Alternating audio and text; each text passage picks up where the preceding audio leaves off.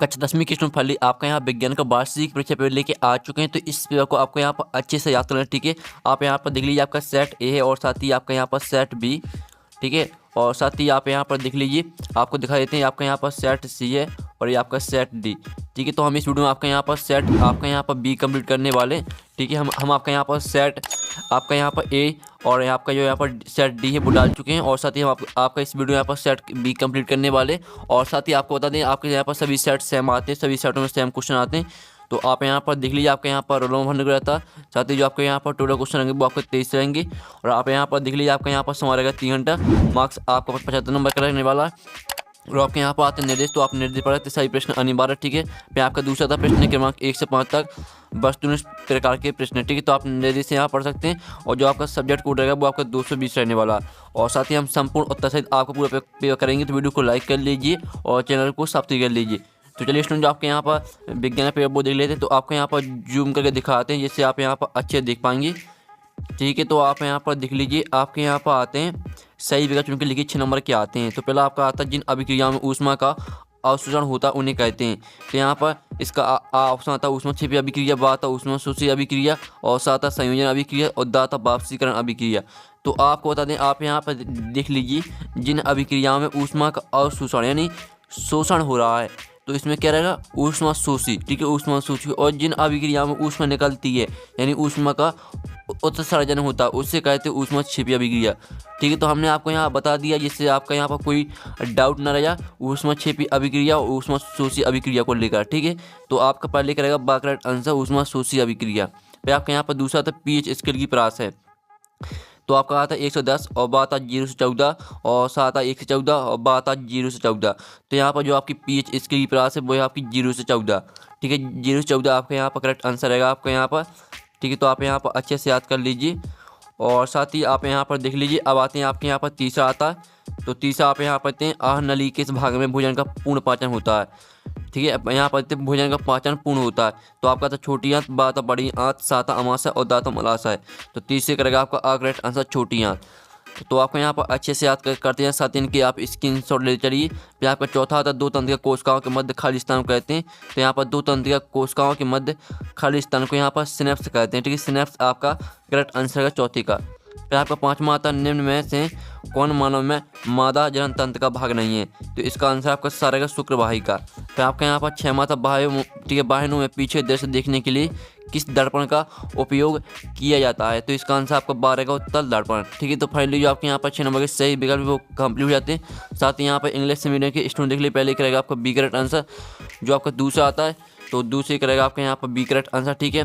जो तीसरा था तीसरे का आपका ए करेक्ट आंसर का, ठीक है। यहाँ पर इंग्लिश से मीडियम के स्टूडेंट देख लीजिए, हम आपको यहाँ पर डायरेक्ट आंसर बताते जा रहे हैं, ठीक है। पढ़ कर हम आपको नहीं बताने वाले क्योंकि वीडियो काफ़ी लॉन्ग हो जाता है।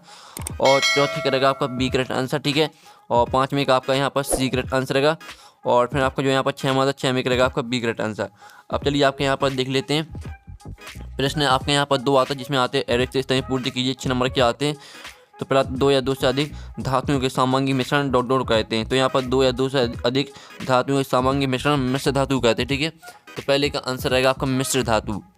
तो स्टूडेंट आप यहाँ पर लिखे सॉल्यूशन देख लीजिए। पहले का आंसर आपका रहेगा मिश्र धातु, ठीक है। मिश्र धातु आपका यहाँ पहले का आंसर हो जाएगा, आप यहाँ पर देख लीजिए।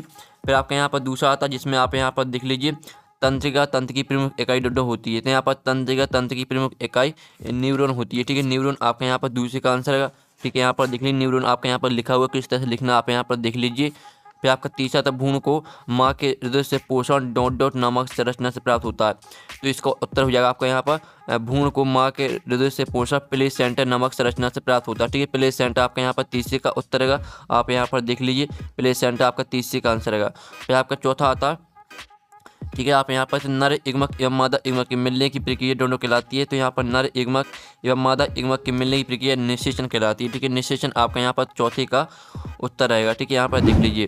फिर आपका पांचवा आता गोली दर्पण की फुगत दूरी उसकी वक्र त्रिज्या की होती है। तो यहाँ पर गोली दर्पण की फुगत दूरी उसकी वक्र त्रिज्या की आधी होती है, ठीक है। आधी आपका यहाँ पर पाँचवें का आंसर रहेगा, ठीक है। आप यहाँ पर देख लीजिए आधी आपका पाँचवें का आंसर रहेगा। फिर आपका यहाँ पर छठवां आता है एक आदर्श वोल्ट मीटर का प्रतिरोध डोडो होता है। तो यहाँ पर एक आदर्श वोल्ट मीटर का प्रतिरोध होता है आपका अनंत, ठीक है। अनंत आपका यहाँ पर 6वें का आंसर रहेगा, ठीक है। आप यहाँ पर देख लीजिए पहले का आंसर आपका मिश्र, दूसरे का आंसर आपका न्यूरॉन, तीसरे का आंसर आपका प्लेसेंटा, चौथे का आंसर आपका निषेचन और पाँचवें का आंसर आपका आधी और छठवें का उत्तर आपका अनंत। ठीक है, आपका यहाँ पर रिक्त स्थान का सॉल्यूशन हो तो आप यहाँ पर देख लीजिए और साथ ही इसका स्क्रीनशॉट आपको ले लेना, जिससे आपका जो सॉल्यूशन वो आपका यहाँ पर गैलरी में सेव हो जाएगा। तो स्क्रीनशॉट आप ले लीजिए। साथ ही यहाँ पर इंग्लिश से मीडियम के स्टूडेंट वो देख लीजिए, आपका पहले यहाँ पर आता रिक्त स्थान दूसरा आता। ठीक है, फिर आपके यहाँ पर आता है, ठीक है, तीसरा आपका यहाँ पर आता है, चौथा, पाँचवा, छठवां। ठीक है, तो यहाँ पे इंग्लिश मीडियम के स्टूडेंट देख लीजिए और जो इनकी आंसर जिस तरह से हम यहाँ पे हिंदी मीडियम के स्टूडेंट के लिए आंसर बताएं तो उसी तरह से आपको इंग्लिश में याद कर लेना। ठीक है, अब आती हैं आपकी सही जोड़ गुना के लिए 6 नंबर की आती हैं। तो पहली आपकी यहाँ पर आती हैं सोडियम। सोडियम को आपको मिट्टी के तेल से मैच करना है और दूसरी थी मास्टर ग्रंथि, तो इसको आपको मैच करना है आप पीयूष ग्रंथि से। ठीक है, जो यहाँ पर मास्टर ग्रंथि है वो यहाँ पर पीयूष ग्रंथि को कहा जाता है। फिर तीसरी थी गर्भधारण रोकने हेतु, तो इसे आपको कॉपर टी से मैच करना है। फिर चौथी थी मेंडल, तो इसको आपको मेंडल को मैच करना अनुवांशिकी जनक। ठीक है, जो मेंडल हैं वो आपके अनुवांशिकी जनक कहे जाते हैं। और जो आपकी पाँचवीं थी डायोप्टर, तो डायोप्टर आपको पता हो जो यहाँ पर डायोप्टर है वो आपकी लेंस की क्षमता का मात्रक है। ठीक है, लेंस की क्षमता से मैच करना आपको पाँचवीं। जो छठवीं थे अवतल लेंस की क्षमता, तो यहाँ पर अवतल लेंस की क्षमता होती है आपकी ऋणात्मक। तो फाइनली जो आपके यहाँ पर 6 नंबर की सही जोड़ी वो कंप्लीट हो जाती है। आप स्क्रीनशॉट ले, ठीक है, ले लीजिए। हमने यहाँ पर नंबर लिख दिए कौन में आपको कौन सी मैच करनी है, तो आप यहाँ पर देख सकते हैं। और वीडियो को लाइक और चैनल को सब्सक्राइब जरूर कर लीजिए, क्योंकि हम बड़ी मदद से आपके लिए वीडियो लाते हैं। और साथ ही यहाँ पर इंग्लिश मीडियम के स्टूडेंट देख लीजिए, जिस तरह से हमने यहाँ पर हिंदी मीडियम के स्टूडेंट के लिए यहाँ पर सही जोड़ी मैच कराई है, तो उसी तरह से मैच कर लेनी है आपको। अब चलिए आपका प्रश्न 4 आता है, एक शब्द वाक्य मतलब 6 नंबर के आते हैं। तो पहला आता है लोहे की वस्तुओं पर पेंट क्यों करते हैं। तो पहले का आंसर है आपका यहाँ पर संक्षारण से बचाने के लिए। ठीक है, पहले का उत्तर हो जाएगा आपका संक्षारण से बचाने के लिए। फिर आपका दूसरा आता है ताजे दूध का पीएच मान 6 होता है, दही बन जाने पर इसकी पीएच मान में क्या परिवर्तन होगा। तो दूसरे का उत्तर रहेगा आपका यहाँ पर पीएच मान बढ़ जाएगा। ठीक है, दूसरे का उत्तर रहेगा आपका पीएच मान बढ़ जाएगा, तो याद कर लीजिए। फिर आपका यहाँ पर तीसरा आता दो धातुओं के नाम लिखी जो ठंडे जल के साथ तेजी से अभिक्रिया करती हैं। तो इसको उत्तर रहेगा आपका यहाँ पोटेशियम एवं सोडियम।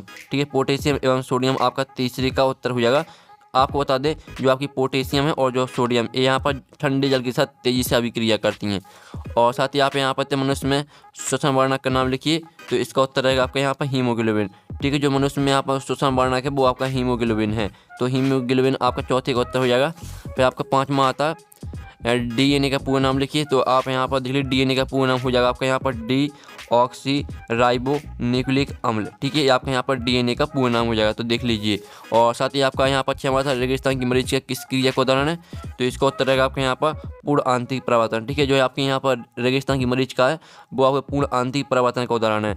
तो फाइनली जो आपके यहाँ पर एक शब्द वाक्य में होता है वो भी आपके कंप्लीट हो जाते हैं। पहले का उत्तर रहेगा संचार से बचाने के लिए, दूसरे का उत्तर आपका पीएच मान बढ़ जाएगा, तीसरे का उत्तर रहेगा पोटेशियम और सोडियम, चौथे का उत्तर आपका हीमोग्लोबिन, पाँचवें का उत्तर आपका डी ऑक्सी राइबो न्यूक्लिक अम्ल और छठवें का उत्तर आपका पूर्ण आंतरिक परावर्तन। तो आप स्क्रीनशॉट ले लीजिए।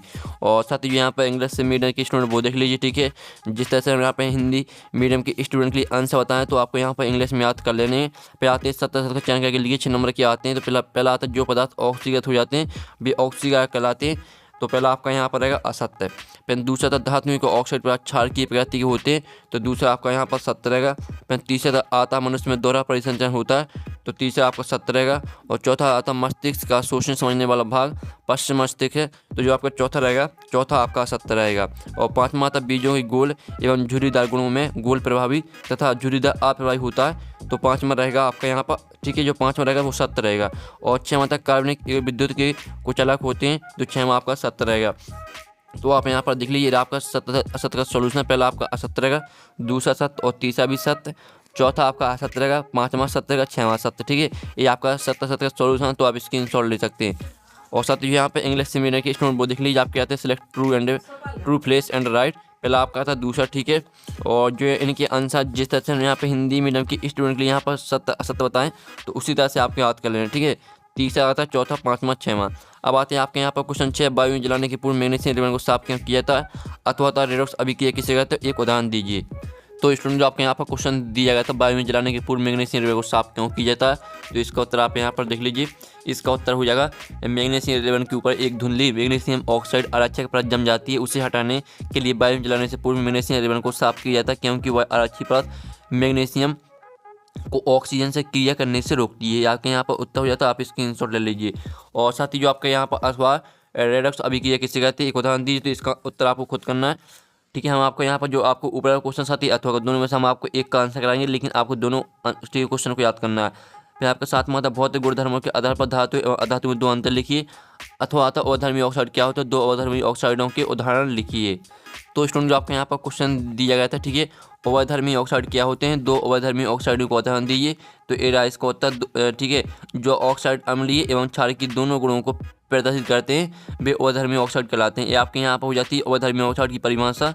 और इसका उदाहरण हो जाएगा आपका एल्यूमिनियम ऑक्साइड Al2O3 आपका सूत्र है, और सूत्र भी आपको याद कर लेना, ठीक है। और जिंक ऑक्साइड ZnO। तो इस तरह से आपका यहाँ पर हो जाता है अवधर्मी ऑक्साइड क्या है, उनके आपका उदाहरण भी यहाँ पर कंप्लीट हो जाते हैं। अब आता है आपके यहाँ पर साबुन तथा अपमायक में कोई दो अंतर लिखिए। अथवा प्रतिस्थापन अभिक्रियाएं किसे कहते हैं। तो स्टूडेंट जो आपके यहाँ पर अथवा है प्रतिस्थापन अभिक्रिया किसे कहते हैं, तो इसका उत्तर आप यहाँ पर देख लीजिए। ये आपका इसका उत्तर, ठीक है। जब किसी कार्बनिक यौगिक से एक हाइड्रोजन परमाणु को विस्थापित करके कोई विषम परमाणु या परमाणुओं का समूह उसके स्थान को ग्रहण कर लेता है तो ऐसी अभिक्रिया प्रतिस्थापन अभिक्रिया कहलाती हैं। तो फाइनली जल्दी से आप स्क्रीनशॉट ले लीजिए। अब चलिए आपके यहाँ पर नेक्स्ट क्वेश्चन देख लेते हैं। तो आता माइटोकॉन्ड्रिया कोष का बिजली घर क्यों कहते हैं, अथवा था जाइलम और फिलोएम में दो अंतर लिखिए। तो स्टूडेंट आप यहाँ पर देख लीजिए, आपका यहाँ पर अथवा दिया गया, जाइलम और फिलोएम में दो अंतर लिखिए। तो ये आपके यहाँ पर जाइलम और फिलोएम में अंतर, ठीक है। जाइलम पादपों में जड़ों द्वारा मृदा से अवशोषित जल एवं खनिज पत्तियों तक पहुँचाने के लिए वहन करते हैं, जबकि फिलोएम पत्तियों द्वारा निर्मित खाद्य पदार्थों को पदार्थ के विभिन्न भागों तक के लिए वहन करते हैं। आपका यहाँ पर अंतर हो जाता है। और साथ ही आप यहाँ पर 10वां था मनुष्य में संजाइत होने वाले दो जीवाणु जनित इन रोगों के नाम लिखिए। अथवा था प्लेसेंटा के दो काल लिखिए। तो स्टूडेंट जो आपके यहाँ पर क्वेश्चन दिए थे, मनुष्य में संजाइत होने वाले दो जीवाणु जनित इन रोगों के नाम लिखिए। तो इसका उत्तर आप यहाँ पर देख लीजिए।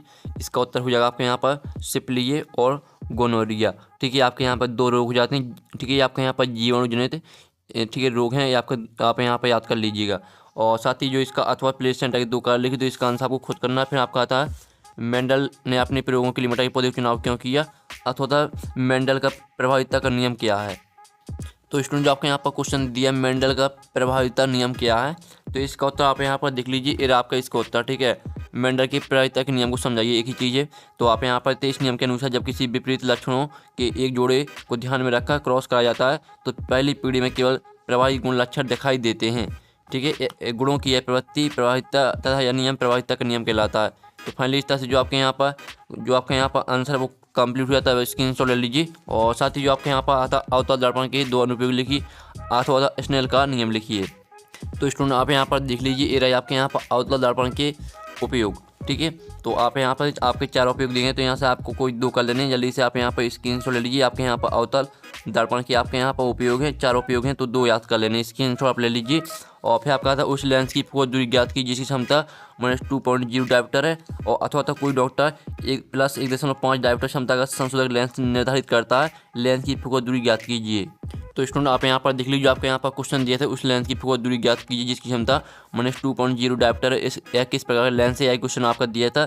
तो आपको यहाँ पर थे चूंकि P बराबर 1/में F फोकस दूरी मीटर में, ठीक है। इस तरह से आपको सूत्र लगा देना, मान रख देने, तो आपका इसका आंसर निकल के आ जाएगा, ठीक है। आप यहाँ पर थे जो आपकी फोकस दूरी निकल के आएगी वो रहेगी -0.50 मीटर, ठीक है। और आपका यहाँ -50 सेंटीमीटर, ये आपका यहाँ पर सेंटीमीटर आंसर आ जाता है -50 सेंटीमीटर। तो आप यहाँ पर अतः लेंस की अवशिष्ट फोकस दूरी -50 सेंटीमीटर है तथा यह अपसारी अवतल लेंस होगा, ठीक है। तो जल्दी से स्क्रीनशॉट आप ले लीजिए। और साथ ही आप यहाँ पर ओम का नियम लिखिए। अथवा फ्यूज तर्क किस प्रकार विद्युत उपकरणों को नष्ट होने से बचाता है। तो स्टूडेंट जो आपके यहाँ पर क्वेश्चन दिया ओम का नियम लिखिए। तो आप यहाँ पर देख लीजिए, ये आपका ओम का नियम। तो आप यहाँ पर किसी बंधक परिवर्तन संयोजित चालक में जिसकी भौतिक परिस्थितियाँ अपरिवर्तित रहती हैं, विद्युत धारा प्रवाहित की जाए तो उसके सिरों पर मध्य विभवांतर और उसमें प्रवाहित विद्युत धारा की तीव्रता में एक निश्चित अनुपात होता है जिसे विद्युत प्रतिरोध कहते हैं, ठीक है। इस तरह से आपको सूत्र भी याद कर लेना। तो जल्दी से आप स्क्रीनशॉट ले लीजिए। और साथ ही आप आते हैं आपके चुंबकीय क्षेत्र रेखाओं के दो गुण लिखिए। अथवा ज्येष्ठ धारा और प्रत्यावर्ती धारा में दो अंतर लिखिए। तो स्टूडेंट आप यहाँ पर देख लीजिए, ये आपके यहाँ पर चुंबकीय क्षेत्र रेखाओं के कोई 3 गुण, ठीक है। 3 गुण यहाँ पर दिए, तो आपको 2 याद कर लेने हैं, ठीक है। पहला था चुंबकीय क्षेत्र रेखाएं चिकनी बंद वक्र होती हैं जो परस्पर कभी प्रतिच्छेद नहीं करते। फिर आपका दूसरा था ये रेखा चुंबक के बाहर उत्तरी ध्रुव से दक्षिण ध्रुव की ओर तथा चुंबक के अंदर दक्षिण ध्रुव से उत्तरी ध्रुव की ओर आती हैं, ठीक है। आपको इन दोनों को याद कर लेना है। तो जल्दी से स्क्रीनशॉट आप ले लीजिए। फिर आपके यहाँ पर आता है 16वां क्वेश्चन, फिल्मिंग के बाएं हाथ का नियम लिखिए, ठीक है। फिर इसका हम जो अथवा वो देख लेते हैं। अथवा आता है दो चुंबकीय क्षेत्र रेखा परस्पर प्रतिच्छेद नहीं करती क्यों। फिर आपका 17वां आता ओजोन परत का संरक्षण क्यों आवश्यक है। तो जो आपके यहाँ पर अथवा दिया गया दो चुंबकीय क्षेत्र रेखा परस्पर प्रतिच्छेद नहीं करती क्यों। तो स्टूडेंट आप यहाँ पर देख लीजिए, जो आपको क्वेश्चन दिया था, दो चुमीचित रेखाएं एक दूसरे को प्रतिच्छेद नहीं करती, ठीक है। तो ये रहा इसका उत्तर। तो पूरा आपको याद कर लेना, जल्दी से आप इसका स्क्रीनशॉट ले लीजिए। और साथ ही आप बता आपको ओजोन परत का संरक्षण क्यों आवश्यक है, और खाद्य श्रृंखला और खाद्य जाल में दो अंतर लिखना है। तो स्टूडेंट आप यहाँ पर देख लीजिए, ये आपका यहाँ पर खाद्य जाल और खाद्य श्रृंखला में आपके दो अंतर, जल्दी से आप स्क्रीनशॉट ले लीजिए, आपको अच्छे से याद कर लेना, ठीक है। अब नेक्स्ट क्वेश्चन आपके यहाँ पर आता है 18वां, संतुलित रासायनिक समीकरण किसे कहते हैं। एक संतुलित रासायनिक समीकरण लिखिए, अथवा आता है निम्नलिखित में से किन्हीं तीन अभिक्रियाओं के संतुलित रासायनिक समीकरण लिखिए। तो इनके आपको संतुलित रासायनिक समीकरण लिखना है, जो इनके आंसर वो बताने वाले, पहले आप स्क्रीनशॉट ले लीजिए क्वेश्चन के। 19वां तंत्रिका कोशिका नामांकित चित्र बनाइए, अथवा पर्दा फार्मोन ऑक्सीजन के 3 कार्य लिखिए। फिर 20वां स्वच्छ आकाश का रंग नीला क्यों होता है।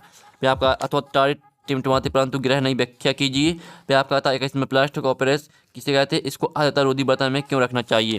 फिर आपका इसका अथवा आता निम्नलिखित का कारण लिखिए। फिर आपका आता है 22वां, ठीक है, निम्नलिखित अभिक्रियाओं के उदाहरण लिखिए। हाइड्रोजनीकरण अभिक्रिया, ऑक्सीकरण अभिक्रिया, प्रतिस्थापन अभिक्रिया और सावनीकरण अभिक्रिया, इनके उदाहरण लिखना आपको। अथवा था 4 संतत हाइड्रोकार्बन के नाम, अणु सूत्र और संरचना सूत्र दर्शाइए। 35वां था मानव और सदन तंत्र का नामांकित चित्र बनाइए। अथवा था निम्नलिखित प्रश्नों का उत्तर दीजिए। धमनी अनुसार में आपको 2 अंतर लिखना, लक्ष्य क्या, इसका क्या महत्व है। तो फाइनली जो आपका यहाँ पे पेपर वो कंप्लीट हो जाता है। साथ ही जो आपके 4 नंबर के क्वेश्चन और 3 नंबर के क्वेश्चन, इनका सोल्यूशन अगर नेक्स्ट वीडियो में तो वीडियो को लाइक कर लीजिए, चैनल को सब्सक्राइब कर लीजिए। साथ ही अगर पेपर का PDF डाउनलोड करना चाहते हैं तो उसकी लिंक आपको मिल जाएगी वीडियो की डिस्क्रिप्शन में। तो यहाँ पर नेक्स्ट वीडियो में टिकन बाय बाय। अगर आपने हमारे यहाँ पर टेलीग्राम ग्रुप ज्वाइन नहीं किया तो आपको टेलीग्राम ग्रुप ज्वाइन कर लेना, ठीक है। आप यहाँ पर देख लीजिए, लिंक आपको वीडियो की डिस्क्रिप्शन में मिल जाएगी। साथ ही आप यहाँ पर देख लीजिए 37,000 स्टूडेंट यहाँ पर ग्रुप में जुड़े हुए हैं। साथ ही आपको यहाँ पर पेपर का PDF, सभी सॉल्यूशन का PDF आपको यहाँ पर उपलब्ध कराया जाता है, ठीक है। आप यहाँ पर देख लीजिए, सभी PDF यहाँ पर डले हुए हैं। तो यहाँ पर आपको PDF मिल जाएगा क्वेश्चन पेपर का, साथ ही आपको सॉल्यूशन भी। तो आपको यहाँ पर ज्वाइन कर लेना, ठीक है। लिंक आपको वीडियो की डिस्क्रिप्शन में मिल जाएगी।